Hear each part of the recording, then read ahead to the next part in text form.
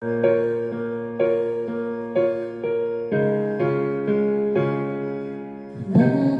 ba ako ay iwan? Ano ba ang pagkakamali?